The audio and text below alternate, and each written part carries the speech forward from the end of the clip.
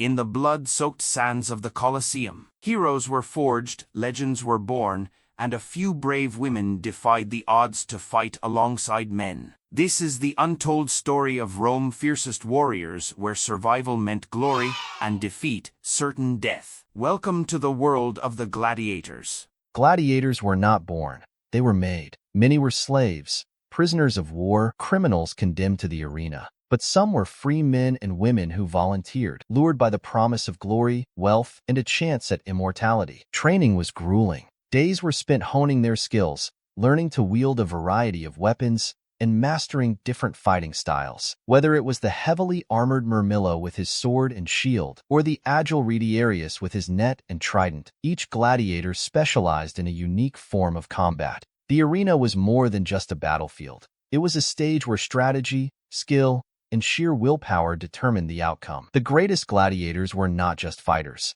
They were tacticians, reading their opponent's moves, anticipating their attacks, and striking at the perfect moment. Victory in the arena was more than survival. It was a triumph of the human spirit. The most successful gladiators were celebrated across the empire, their names whispered in reverence and awe. Some even earned their freedom, becoming legends in their own time. Outside the arena, victorious gladiators enjoyed the spoils of their success. They were showered with gifts, money, and sometimes even the affection of the Roman elite. In a society where status was everything, a gladiator who had won the crowd's favor could rise from the lowest ranks to a position of power and influence. But the story of gladiators isn't complete without mentioning the women who fought alongside them, the gladiatrices. Though fewer in number, these women were every bit as formidable as their male counterparts. Female gladiators were often pitted against each other or wild animals, their fights designed to shock and entertain.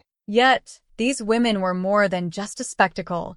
They were warriors in their own right, fighting with the same ferocity and skill as the men. The presence of women in the arena was controversial. In a society where women were expected to be modest and reserved, the sight of a female gladiator was both thrilling and unsettling. Some saw it as a sign of Rome's moral decline, while others admired the courage and strength these women displayed. Although few records of these women survive, we know that their impact was significant. The Roman poet Juvenal even wrote about the allure of female gladiators, highlighting their ability to captivate and command the crowd attention. For both male and female gladiators, the arena was a place of camaraderie as well as competition. Friendships were forged in the fires of combat, and rivalries were settled with blood and sweat. They were a brotherhood and sisterhood, bound by the shared experience of facing death and the hope of emerging victorious. The history of gladiators is not just a story of violence.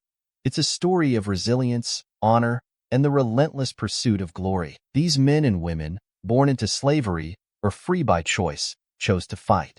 And in doing so, they became more than just warriors.